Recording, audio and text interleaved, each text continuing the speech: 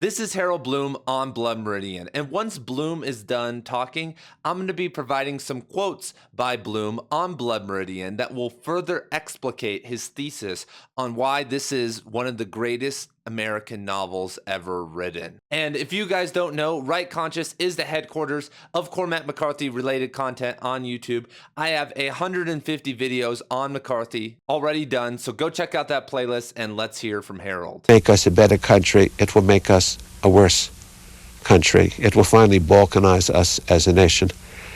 And we have enough troubles without that. You write a lot about Cormac McCarthy. Ah, yes. Contemporary? One book in particular, a very great book, and I'm very glad you bring it up, Brian, a book called Blood Meridian, which I write about at some length at one point in this book. Many of McCarthy's novels are remarkable, including All the Pretty Horses, the first volume of the Border trilogy. I don't think the second and third volumes are quite as fine. And some of his earlier novels, like Satri, though very Faulknerian, somewhat derivative, are still remarkable books. But he has written one masterpiece, which I would say is, of contemporary American fiction, of fiction written by human beings still alive and among us. I would list Philip Roth's Sabbath Theater and American Pastoral. I would list Don DeLillo's Underworld. I would certainly list Thomas Pynchon's The Crying of Lot 49 and Gravity's Rainbow, and his recent and magnificent Mason and Dixon. But if I had to vote for one novel by a living American, it would be Blood Meridian, which is a fearsome story and a terrible parable, and which I think has a deep implicit warning for current American society. Our gun-crazy country, where Charlton Heston appears endlessly on television and amazes me. He angrily says, President Clinton, why do you talk of 22 children shot here or there, and you don't talk about the tens, perhaps hundreds of millions of dollars that the NRA is spending to educate young people how to properly handle guns? I cannot believe the madness of what I am hearing. But it is all straight out of Blood Meridian, because Blood Meridian is the ultimate Western. It is a historically, closely based account of a terrifying scalping expedition organized by Mexican and Texan authorities in 1849-50 to simply wipe out all of the southwestern Native Americans in order to clear the way to the goldfields. And the Glanton Gang, an extraordinary group of freebooters or filibusters, have with them as their spiritual leader a frightening manifestation, a Melvillian, a kind of human Moby Dick, Judge Holden, who is a vast albino fellow as round as I am, but 7 foot tall, and who has all languages, all knowledges, and who preaches endlessly the theology of violence and war, and who is still alive and dancing and fiddling and proclaiming that he will never die at the end of the book. And indeed, he has never died. He is responsible for those horrible posses we have out there in Idaho. He is responsible for those people who blew up the federal building. He is responsible for these mad people who break into schools and shoot children.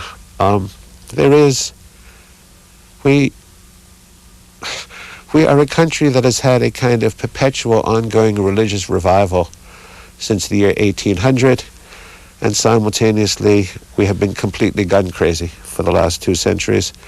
And in some sense, that's what McCarthy's great book is about. How many times have you read Blood Meridian? Oh, I teach it steadily in a course called How to Read and Why, so I must have read it by now, since I reread everything I really care for, 20 or 30 times. Probably I haven't memorized by now. But it's fascinating to me that you asked that, Brian, because the first 2 times that I read it, I could not read it. And I admit this to my students, and I admit that in this book. I broke down, I don't know what, after 15 or 20 pages the first time, and after 70 or 80 pages the second, because the sheer carnage of it, though it is intensely stylized, is nevertheless overwhelming. It's shocking. It's horrifying. And it takes a very strong stomach. But if you break through it, if you read your way into the cosmos of the book, then you are rewarded. You get an extraordinary landscape. You get an extraordinary visionary intensity of personality and character. You get a great vision, a frightening vision of what is indeed something very deeply embedded in the American spirit, in the American psyche.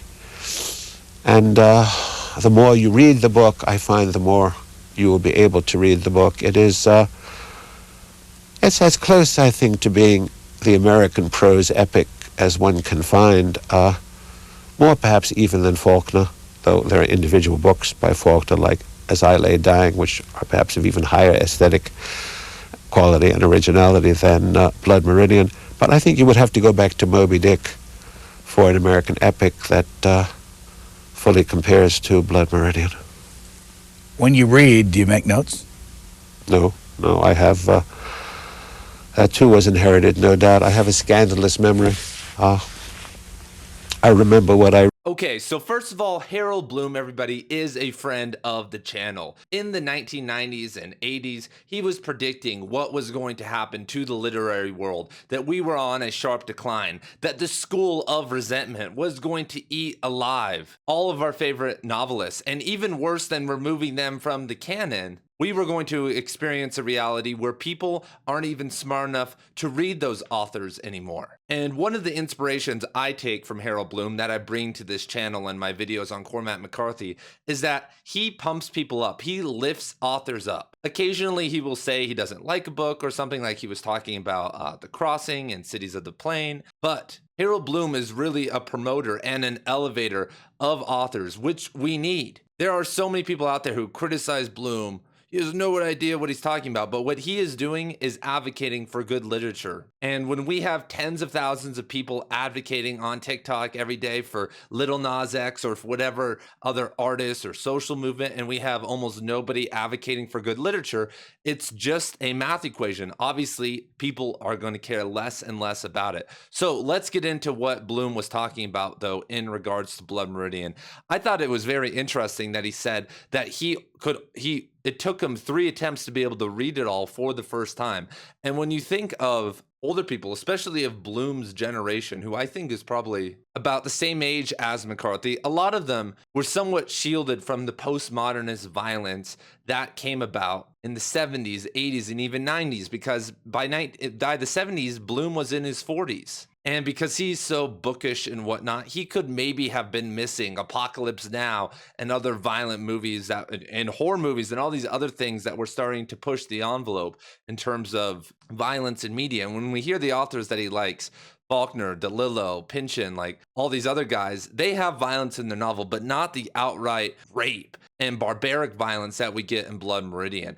And it's all stylized in the King James lineage prose, and we have nature, and it's like a lot to deal with. I remember the first time reading it when I was in high school, like it affected me so much that I had to resist becoming like a McCarthy lit bro that gets all weird and violent inside. Like I know people who've read Blood Meridian and treat it as like a Bible or a totem and think they need to start training because all the reality is violence, and it kind of reinforces this trauma that they have about all that. And it's another major testament that Bloom calls Blood Meridian the masterpiece American novel, especially the greatest contemporary American novel. And Bloom, who read hundreds of books per year and good books, that is a major award to give. And I would recommend all you guys go check out Bloom's books, the Western canon and the American canon. In the back of those books, there are a bunch of great book lists. My cat is down here sitting in my lap. That is something that you'll maybe never strive to read in its totality, but I have them actually pinned up on my wall right now. It's probably over 1,000 book lists, and I just am slowly scratching them off, because I'm sure, as you guys know, reading a classic book, especially a hard one, is like reading 3 contemporary books. Even like it's like reading All the Pretty Horses like 4 times. That's the amount of effort that it takes to read some of the stuff that Bloom is recommending. So one of the other things that Bloom got right all the way back in the 90s when he started talking about Blood Meridian, and this is it was one of the early people to do this, is that Blood Meridian is a Gnostic novel, that Judge Holden is kind of an anachronistic figure that The kid is a version of the Gnostic savior, which is much different than the typical Christian version of the savior. And as we talk about on this channel all the time, that's the wholehearted truth. Blood Meridian has nothing to do with normal Christianity that you get in the Bible. It has to do with the demiurge Christianity, the false illusionary Jehovah, and world that the he god created. And Judge Holden is serving as one of kind of the head archons of violence of this new world. And Bloom says the three glories of the book are the judge, the landscape, and dreadful to say this, the slaughters, which are aesthetically distanced by McCarthy in a number of complex ways. And I would wholeheartedly agree. And all three kind of work in unison with each other because, as we've talked about before, a lot of the characters have no interiority. There is, the judge has interiority through just speaking what he's feeling, and we could just assume that's what's going on internally as he's going on these long monologues. But there is no real plot to the novel. Like, what's the plot? We're going to go kill more Indians for scalps? Near the end of the novel, the kid's trying to survive. There are small moments, but there is no plot diagram or anything like that. And what could be seen as the closest thing to the plot diagram is this kind of slaughters and the different things that happen. The first scene with the judge is kind of in the tent, and then we have the Comanche attack. Then we have the Glanton gang on the offensive for a while. Then we have the Yuma attack at the ferry crossing, and then eventually we kind of have the final confrontation. And those kind of track a lot of the big moments in terms of narrative arc and characterization. But what that's all tied together with is the most aesthetically pleasing nature passages of all time, which are actually a way kind of returning to Gnosticism for the individuals in the story, the kid and others, to gain gnosis. So in Gnosticism, the only way you can connect with the real God, not the he God that's in the Bible, but the God above that, the God that created that God, is through proper knowledge. And if we go to the system of German idealism, which was, built off Gnosticism and kind of loved it, they said that God created nature, and we're not talking about the he God here, we're talking about God, to become conscious of itself because of this false illusionary world and all these other things that are happening. And I feel like that's why Cormac writes in this style. It's actually to give us gnosis. It's actually to wake us up and give us a different look of reality, of nature, and the characters in the story. It's actually very brilliant. And we do know while he was researching Blood Meridian, because there are some photos that people have found and there's certain comments in the archive, that he was very into German idealism. Obviously, we have the quote at the start of Blood Meridian by Jacob Boehme, but we also know he was into Spinoza, Fichte, Schelling, and Hegel, and actually had a compilation book on German idealist thought. So like Schelling's book, First Outline of a System of the Philosophy of Nature, Blood Meridian is like these ideas incarnate in a very high level novel. And I actually have a lot more videos on this, or a couple, and I'll be building more on my Cormac McCarthy and Nature course on the Right Conscious Substack, which includes the Cormac McCarthy course, all for $5 a month. If you guys are interested in that, the link is down in the description below. Another point that Bloom brings up that I've never actually thought of before is that, and this maybe is a stretch by Bloom, but that the judge is Moby Dick, not Ahab, because they're both these white mythical figures that cannot be slain. I think that is very perceiving, and we do crazy critical theory on here all the time and make super big jumps, and that's not that big of a jump, especially knowing Melville's influence on McCarthy. So what are your guys' thoughts on Harold Bloom, things we're talking about today? I know there isn't much, he only wrote about it a couple times, but these big pushes by guys like Harold Bloom in 1994 were very instrumental on making McCarthy get to the helping McCarthy get to the next level. Obviously, his success with all the pretty horses and all that made him an overnight hero, but pushing him to the point where he could get a Coen Brothers script, get the Coen Brothers' attention to make a movie that would win an Oscar and have multiple feature films made after that. That's taking yourself to a whole new level as a writer, and I think Harold Bloom is one of those people. And I'm hoping for Cormac and for other people, I can do something similar to Harold and keep the drive alive for the love of Cormac.